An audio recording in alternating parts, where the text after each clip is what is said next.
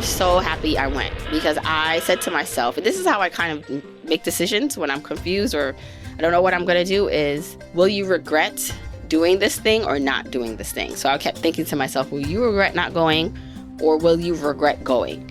And I thought before I went that either way, I'd be okay.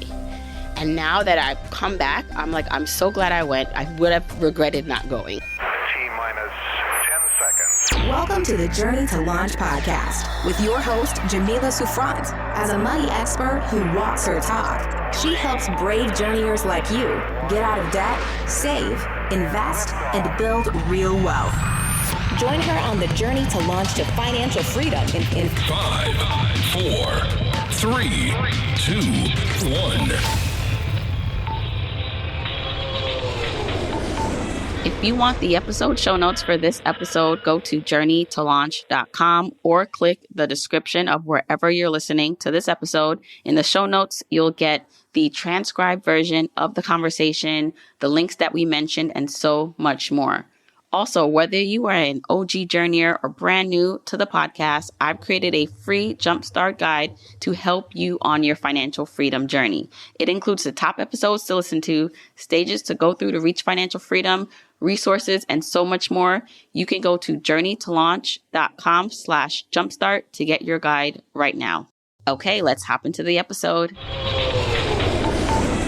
Hey, journeyers. Welcome to the Journey to Launch podcast. I'm your host, Jamila Souffrant. I am going to be recording a solo episode for you today, and it's going to be about my recent trip to my beautiful home island of Jamaica. And I feel compelled to record an episode about this and to share my reflections, takeaways from the trip because, I like sharing parts of my life. I mean, just to go back a little bit. So if you're tuning in for the first time, the Journey to Launch podcast and platform was started to help chronicle my journey to financial independence. And with that, especially in the beginning, this podcast has been around since 2017. So while I shared financial lessons and takeaways and what I was doing on the personal finance side of my life to help me, I also shared along the way the personal things. And I've always felt like that connected me to journeyers, to my audience, because when I share more of these personal episodes, I just find that I get, little messages here and there that's like, wow, like I feel that. And it's nice that you're sharing. So I do like to share parts of my personal life because I know that the purpose of the journey, the financial one even, is to be used as a tool so we can live our lives. And I do feel like I'm living a very good life. And it's for a multitude of reasons, but me getting my finances together is a big part of that. And so sharing the behind the scenes and the kind of details and nuances, I hope you find helpful, something maybe you can relate to and that we can further connect on. But also the reason I'm sharing this is because Jamaica, I was born in the beautiful island of Jamaica and came here when I was about a little under 2 years old to New York City. So raised in Brooklyn for the most part. But Jamaica obviously holds a very close place in my heart. And it was recently devastated by Hurricane Melissa right before my trip to Jamaica. And so I had a lot of emotions about going. So I want to share some of that and takeaways and how I was able to make this trip happen and all the things. But let's first kind of go back a bit.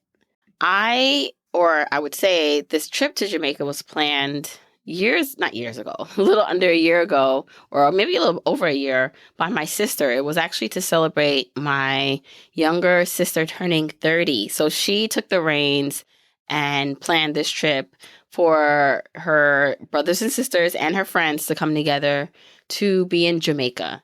Now, a little backstory. I was born in Jamaica, but came here when I was under 2 years old. I have, from my father's side of the family, altogether there are 7 of us that we know of. Not that we're putting my business out there, but 7 of us children that he had that we know of.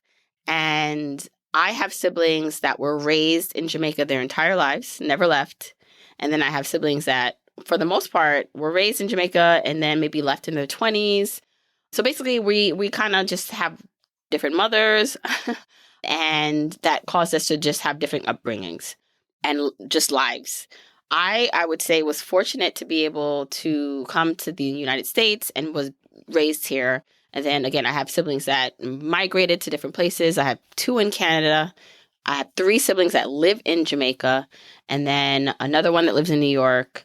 And I think that's the 7 of us. Okay. And so when my sister was planning this, she was like, okay, for her, it's kind of going back to where she grew up. She left in her, I believe her late teens or early 20s, but it might be late teens that she left. And so she was going to just come together, celebrate her 30th birthday. And this was planned a while ago.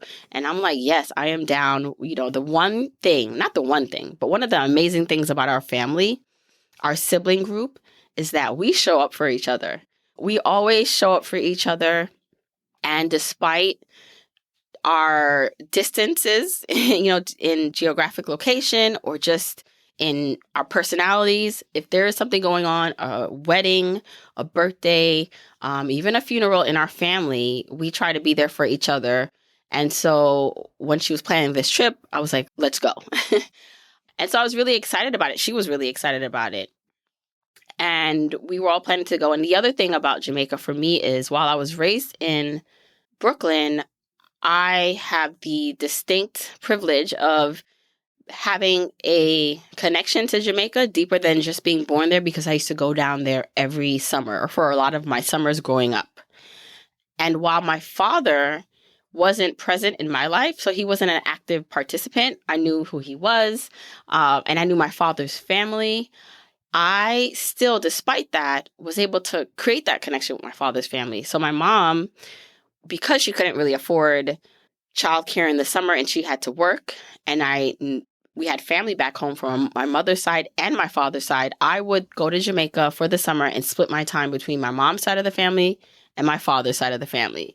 And I think that's just beautiful, because even though my father wasn't actively in my life, I was able to create this connection with my father's side of the family and my siblings, which was a big deal. So going down there, and I'm the second oldest of my father. So going there and kind of being the second oldest, but also being the Yankee, the American, seeing a lot, most of them were raised in Jamaica at that point. They were there. We created a connection. And I was like kind of like the older sister that was in foreign that they looked up to, but then I was able to still be, I felt like just a part of them as one with them when I was there, because I was doing all the things, running barefoot, just having those memories of being in Jamaica, climbing trees, eating guineps, and really felt like, okay, these are my siblings.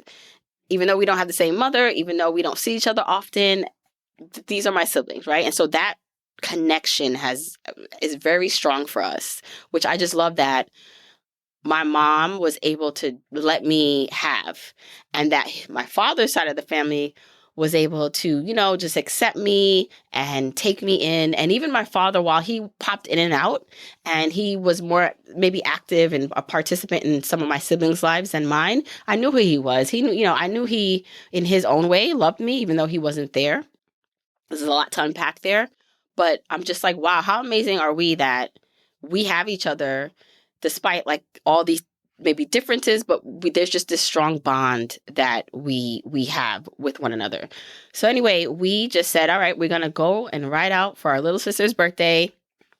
And then the hurricane happened.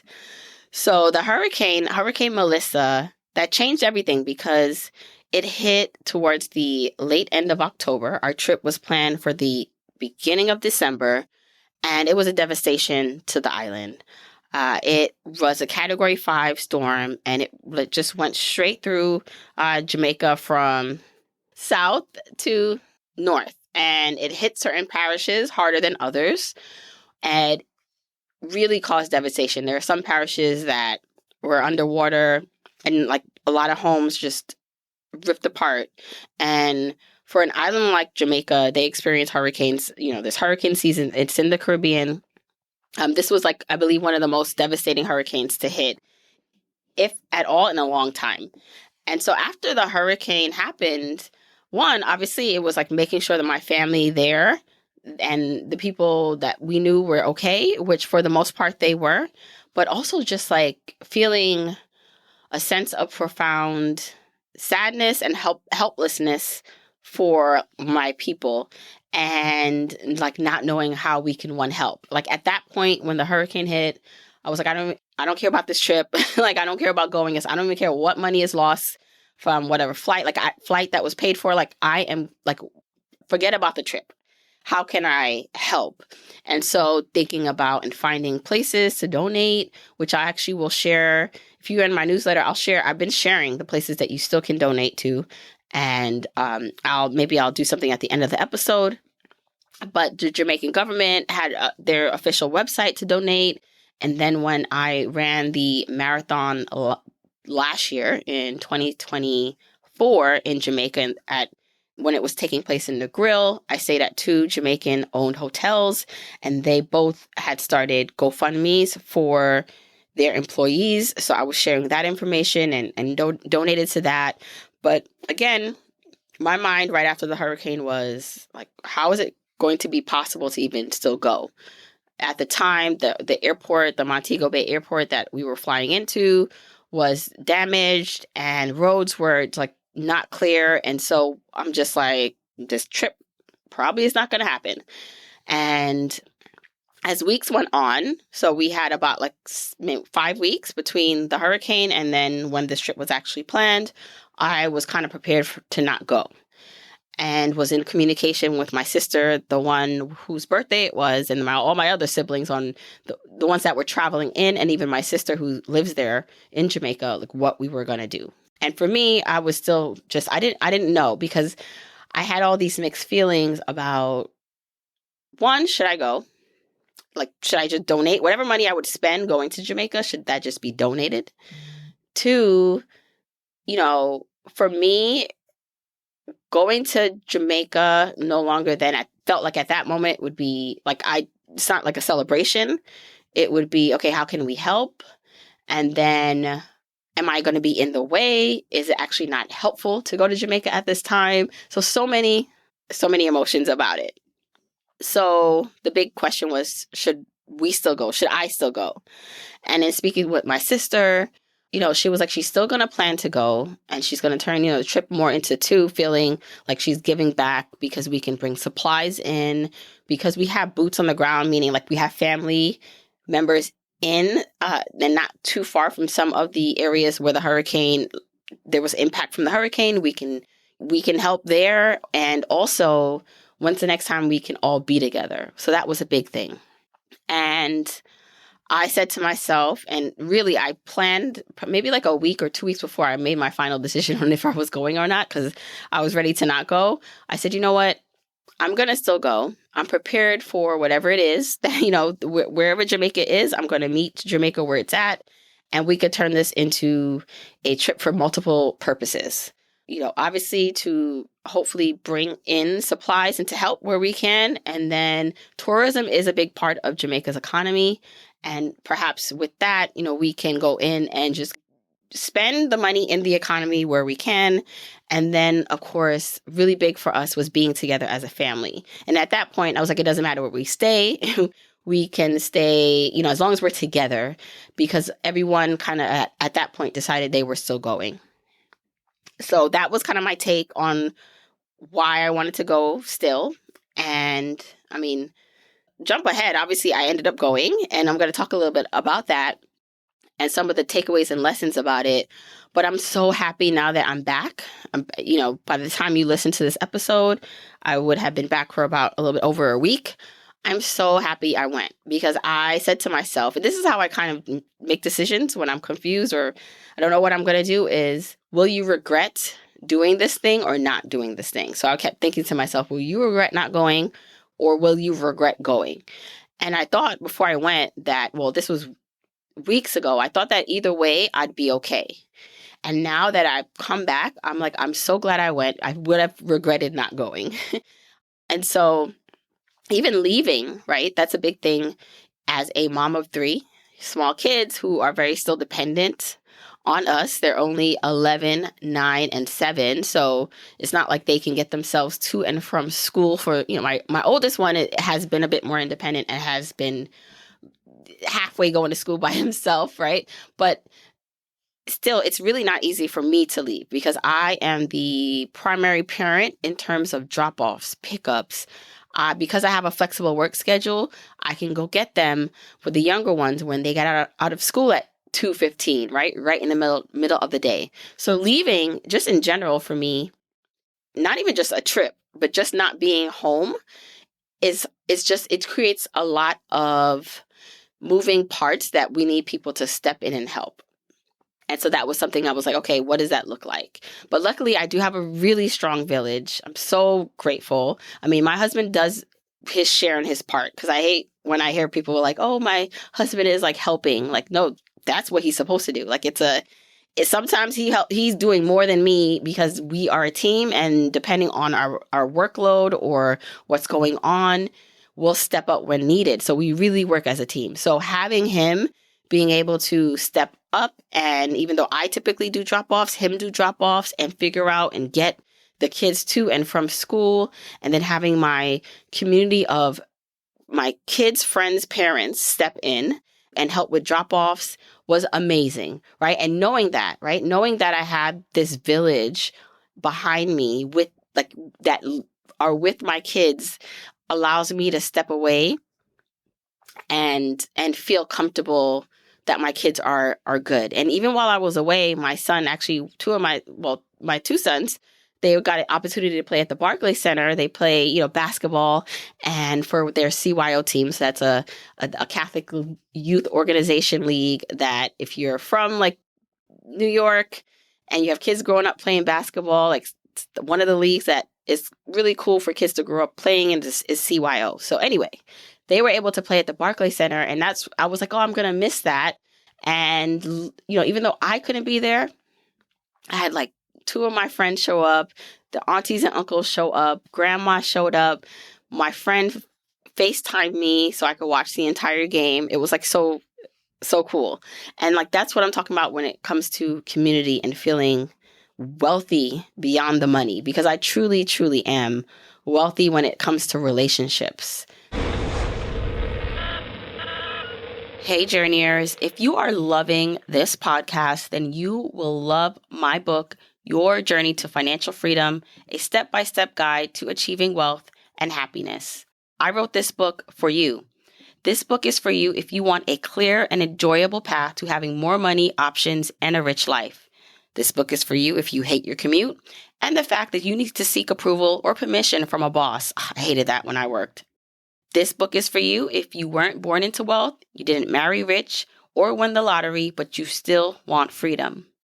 This book is for you if you're at a crossroads, a major decision or event is imminent. Maybe a career change, marriage, starting a family. Pressures are reaching a tipping point, and the discomfort and the desire for more can no longer be ignored. And this book is for you if you find yourself zoned out at meetings, looking out the window or daydreaming about the life you truly want. So go pick up Your Journey to Financial Freedom.com so I can show you how to map out how to get from where you are today to where you ultimately want to be and enjoy the journey while you're on the path. Head over to yourjourneytofinancialfreedom.com to see where you can pick the book up. It's available on Amazon, bookshop.org, Barnes & Noble, your local bookstore, everywhere. Go to yourjourneytofinancialfreedom.com to get the book now. Now, let's kind of move forward in the trip itself. So one of the things that had to change about this trip was where we stayed, because our original Airbnb was damaged and we couldn't stay there anymore. And my sister found this Airbnb on the beach, a couple steps away from the beach in this area called Silver Sands. And it's in the parish of Trelawney, not too far from where my grandmother's house is, and not too far from, this is the place I used to go to in the summertime. And I remember walking to this beach from my grandmother's house. Well, it wasn't really damaged, honestly, and was able to get that where we could stay. And the thing I loved about this Airbnb is that It's a husband and wife, and the wife is Jamaican. From what I read in her, they have like the Airbnb guide where they have, and her bio was in it. And she grew up in Kingston, and she now is married. So her and her husband own this Airbnb, and they have kids, and they, I believe, stay there sometimes, but then they rent it out. And so it was like perfect because I also felt like, okay, like again, we're not staying at a institution, a hotel owned by foreigners. We're staying with, at a Airbnb partly owned by a Jamaican woman. And one of the things about Jamaica, which you'll hear, but like when we went there, this is where I saw like a lot of the island still does not have electricity. Her finding this new Airbnb closer to the area that I remember visiting and growing up and seeing in the summertime just felt really, really like a call to home, like when I was there. So that felt really good. And so we stayed at this Airbnb, and all of my siblings were there. Now, that's a big deal because, again, we are coming from different places. 3 live in Jamaica, 2 in Canada, 2 in New York, including me. And we're not together often, all at once. Sometimes it's just the girls. Sometimes it's just the ones in Jamaica. Sometimes it's just the ones in Canada that get together. But for us to all be together felt so amazing, celebrating. The one that was turning 30, she's the baby of our sibling group. So celebrating her, but then it also giving back, right? Like we're spending money in the economy. One of the things that I did, I got my hair done in Jamaica. I got it done in Montego Bay, where I got braids. And if you follow me on Instagram, you'll see the braids. But like buying groceries and just spending money with the fishermen by the beach and all those things like we were doing, and just being touristy a bit, but also being aware of where we were and the situation. And so that felt good. One of the things that we did a couple of things, but we also visited my father and grandfather's gravesite together, which was very grounding and emotional, but good for us. And we did a touristy thing. We went to this place called Blue Hole in Ocho Rios, and that's where they have a waterfall. You could jump from it and all these like things. And so we did that together. Again, it wasn't as crowded as it would be if it were before the hurricane, but I know that the owners were so glad to have people coming and spending money at the establishment, at the tourist place where usually they probably would see, I don't even know, maybe 20 times as much visitors. So all that felt good. And we did a couple other things. It's funny. We shot a couple of TikTok /reels that I started to share on Instagram. So if you want to see my siblings and I getting down and having some fun moments, you can see that. But it just felt good overall. And how could I forget? This is one of the most important things we did. We had brought supplies down. So I had a suitcase full of supplies. My sisters did. We had all these supplies. And so we spent one of the days we had, organizing it and putting it into care packages. And once we had our care packages together, we went into one of the neighboring communities and we gave it out. And that felt, it felt good. And I didn't video much of that because I just feel like that's something for I want to share it because maybe it can inspire other people to give back. Just like when I see videos of people giving back, it helps me feel motivated and just wow, okay, there's something else I can do. But also, I do think there are certain things that you don't have to do just to say you did it or show other people you did it.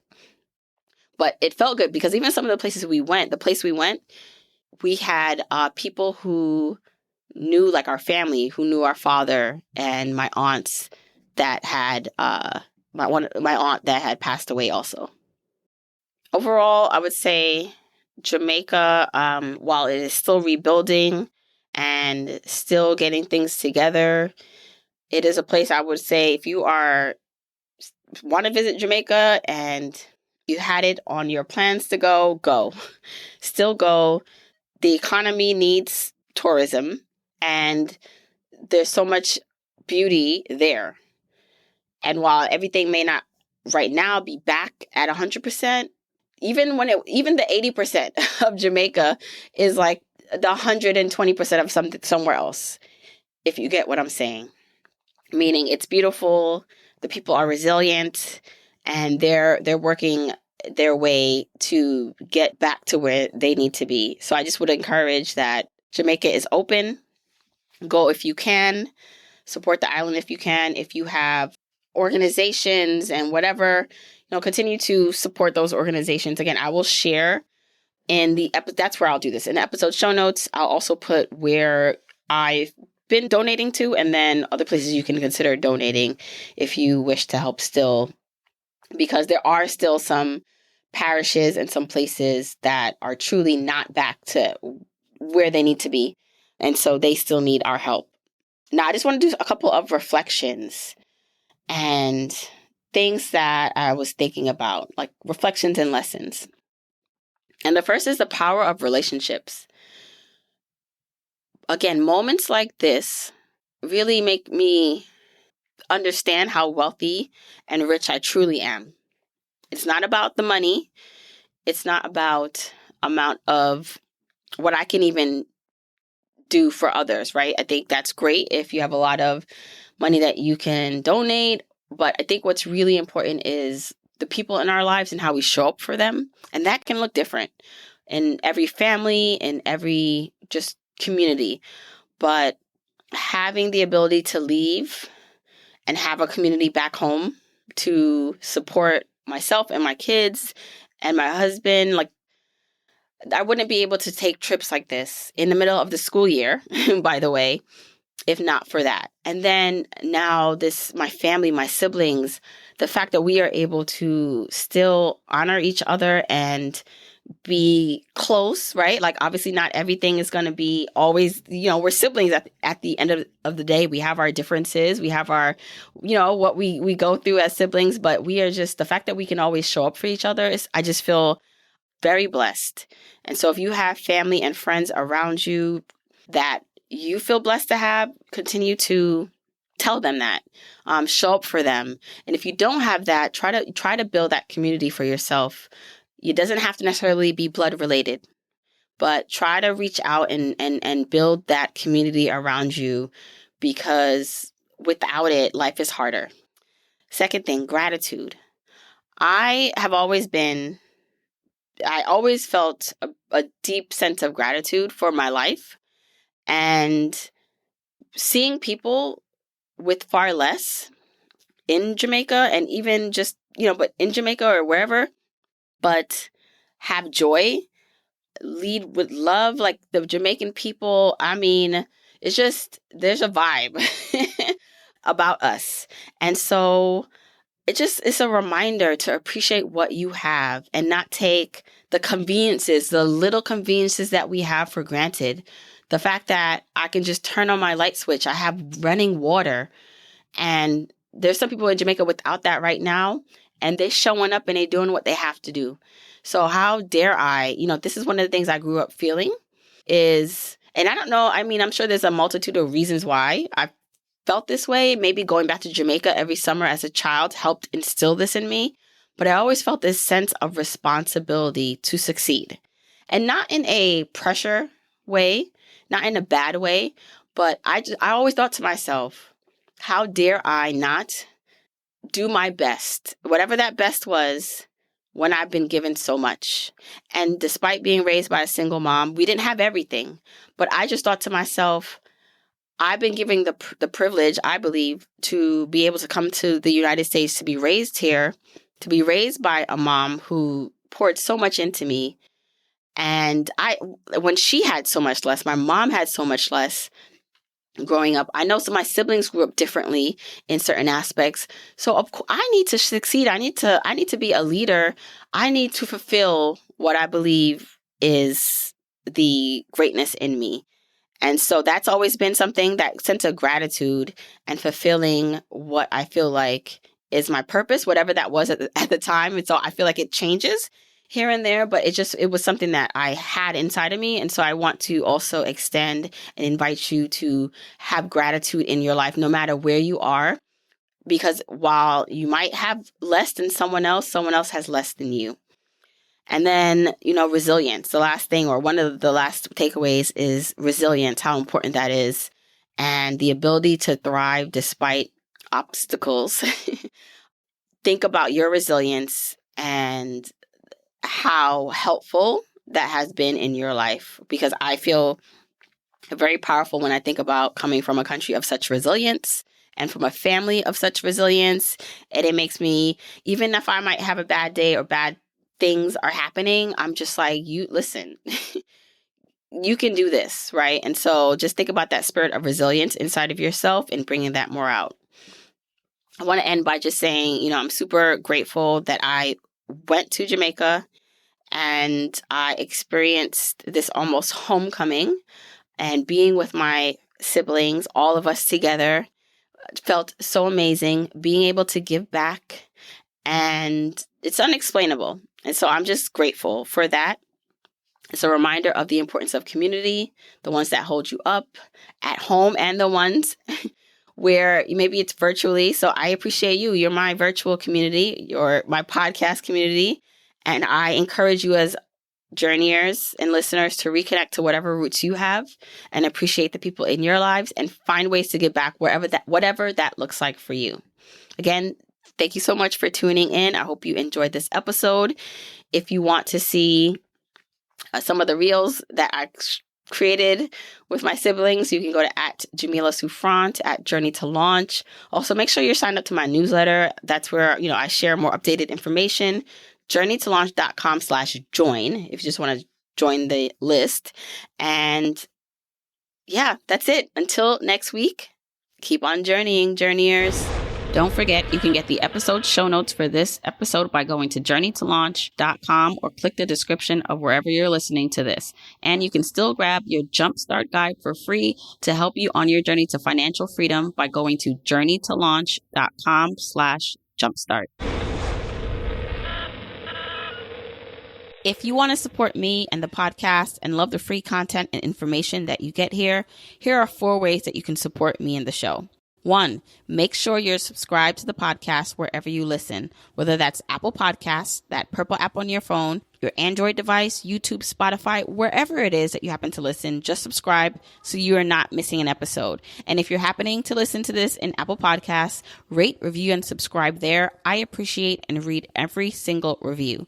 Number 2, follow me on my social media accounts. I'm at Journey to Launch on Facebook, Instagram, and Twitter, and I love interacting with journeyers there. 3, support and check out the sponsors of this show if you hear something that interests you. Sponsors are the main ways we keep the podcast lights on here, so show them some love for supporting your girl. 4, and last but not least, share this episode, this podcast, with a friend or family member or coworker so that we can spread the message of Journey to Launch. All right, that's it. Until next week, keep on journeying, journeyers.